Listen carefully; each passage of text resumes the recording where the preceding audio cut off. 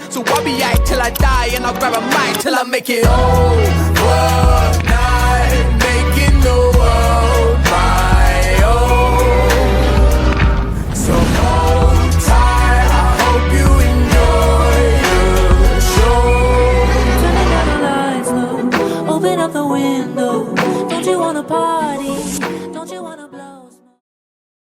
Kondisi pelaku usaha mikro kecil menengah atau UMKM mengalami penurunan pada tahun 2020 hingga 2021 atau saat 2 tahun pertama pandemi COVID-19.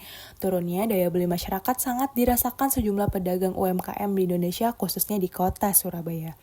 Hal yang sama telah dilihat oleh pelaku UMKM yang harus mencari cara agar produk yang dijualnya tetap laku terjual. Dalam mewujudkan pelayanan berbasis digital melalui penyelenggaraan inovasi daerah, pemerintah kota Surabaya turut menyelenggarakan inovasi daerah dalam mewujudkan penerapan ekonomi kerakyatan terkait upayanya dalam menjawab apa yang menjadi kebutuhan UMKM. Melalui pemanfaatan teknologi dan digitalisasi, pemerintah kota Surabaya menciptakan inovasi aplikasi dalam bentuk e-commerce bernama Pemberdayaan LAN Ketahanan Ekonomi Nang Surabaya atau IPEKEN dengan tujuan membantu mengangkat potensi UMKM melalui perluasan jangkauan pemasaran produk unggulannya serta sebagai wujud literasi digital marketing bagi pelaku UMKM. IPEKEN merupakan aplikasi berbasis mobile yang dapat menghubungkan toko kelontong dan UMKM di kota Surabaya dengan konsumen. IPEKEN adalah online marketplace untuk memfasilitasi UMKM kota Surabaya agar dapat memasarkan produknya secara online di peken.surabaya.go.id. Pemkot Surabaya mengoptimalkan platform berbasis web mobile tersebut untuk mendongkrak transaksi pembelanjaan. Jika sebelumnya customer IPEKEN hanya dikhususkan bagi aparatur sipil negara di lingkup Pemkot, kini sudah bisa diakses oleh masyarakat umum. Total pengguna IPEKEN menurut Sekretaris Dinas Koperasi dan Perdagangan Kota Surabaya Auladin Arif, total saat ini ada 1.737 yang terdata di IPEKEN, ada 820 toko kelontong, 751 UMKM, 165 sentra wisata kuliner, dan 1 rumah daging. IPEKEN sendiri memiliki beberapa fitur utama untuk mempermudah pelanggannya. Yang pertama, fitur pencarian. Terdapat fitur pencarian yang bisa dilakukan berdasarkan nama produk ataupun nama toko kelontongnya. Yang kedua, filter kecamatan.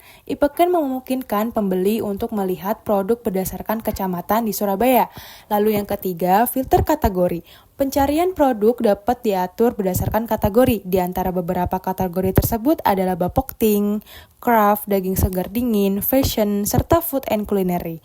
Lalu yang keempat, filter harga. Untuk mencari produk sesuai harga yang dibutuhkan, pelanggan IPEKEN dapat mengatur tampilan sesuai harga. Pelanggan dapat menentukan harga minimum dan maksimum produk. IPEKEN turut berperan dalam formalisasi sektor UMKM, dikarenakan dalam proses pembukaan toko oleh pelanggan melibatkan pengajuan permohonan pada Dinas Koperasi, UMKM, dan Perdagangan. Sektor UMKM yang seringkali berwujud informal, tak terdaftar, dan tak terregulasi, kini mendapat insentif untuk berubah dengan adanya IPEKEN.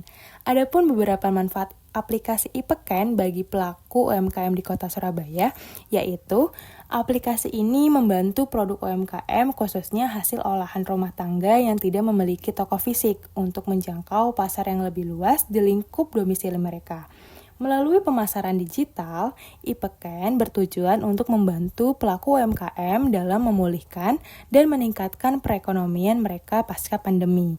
IPEKEN dirancang agar konsumen dan pelaku UMKM merasa nyaman, aman, dan mudah dalam melakukan transaksi.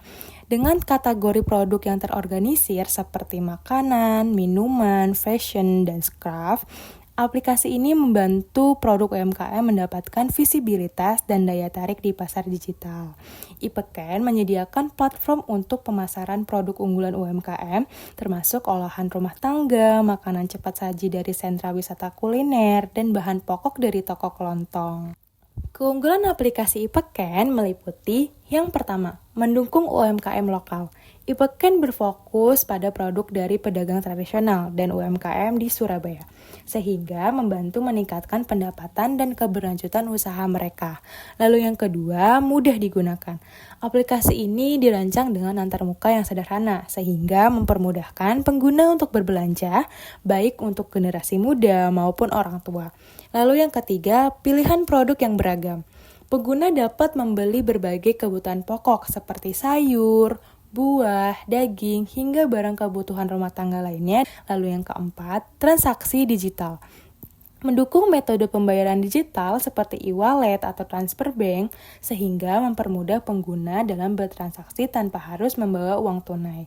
Lalu yang kelima, kontribusi ke Smart City Surabaya.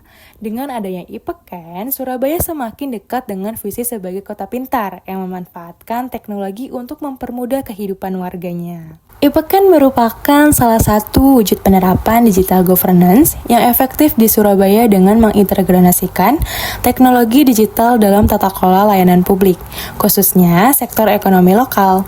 Aplikasi ini mendukung efisiensi layanan publik melalui otomasi proses perdagangan yang memfasilitasi UMKM dan toko kelontong untuk menjual produk mereka secara online, sehingga konsumen tidak perlu datang langsung ke pasar tradisional.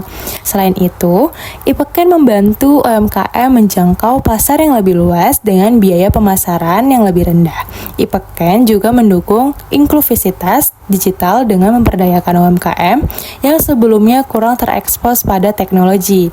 Awalnya hanya diakses oleh ASN, platform ini kini dapat digunakan oleh masyarakat umum, menciptakan peluang pasar yang lebih besar bagi produk lokal. Namun, dalam implementasinya, penerapan e-Peken di masyarakat seringkali mengalami tantangan berupa pedagang masih kesulitan login di aplikasi. Hal ini dapat dilihat terdapatnya UMKM yang mengeluhkan jika situs belanja daring e-Peken kadang tidak bisa diakses beberapa hari.